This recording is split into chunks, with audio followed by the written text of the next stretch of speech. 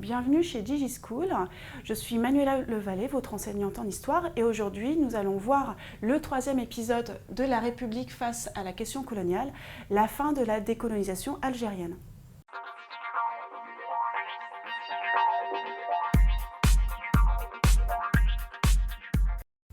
Ainsi, nous avons vu dans les précédentes vidéos que la décolonisation algérienne se déroule entre 1954 et 1962 et qu'elle pose aussi des questions éthiques par rapport à la gestion de cette guerre et a des conséquences sur l'histoire de la République française.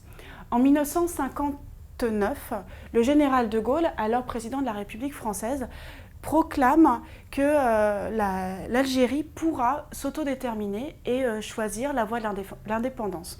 Vous avez ici un extrait du texte du général de Gaulle relatif à cet objectif. Ainsi, l'année clé de la décolonisation de l'Algérie, c'est vraiment 1962. En mars 1962 sont signés les accords d'Évian qui marquent vraiment un tournant dans la gestion de la guerre et marquent surtout la fin de la guerre et la voie vers l'indépendance.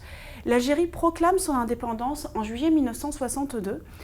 Ainsi, si on fait un peu un bilan de cette guerre de décolonisation, on constate qu'il y a énormément de victimes durant la guerre, qu'il y a un exode massif de la communauté française, on parle ici des Pieds Noirs, et aussi un abandon des harkis. Les harkis, ce sont les Algériens qui ont soutenu la France durant la guerre d'Algérie. Ceux qui sont restés en Algérie, mais aussi ceux qui sont venus en France, ont eu un sentiment d'abandon de la part de la France. Ainsi, parler de la guerre d'Algérie, ça amène à parler d'apporter un bilan finalement de la décolonisation française. On constate qu'il y a eu deux types de décolonisation, la décolonisation négociée et les guerres de décolonisation. Je vous ai parlé de celle de l'Algérie, comme j'aurais pu vous parler de celle de l'Indochine. Il y a aussi des enjeux pour ces nouveaux États qui ont accès à l'indépendance. C'est vraiment la construction d'un État au niveau politique, économique et social. Ce sera vraiment l'enjeu pour tous ces États qui ont eu accès à l'indépendance dans les années 50 et 60. Je vous remercie d'avoir suivi cette série de vidéos relatives à la France et à la question coloniale. Et à bientôt sur DigiSchool.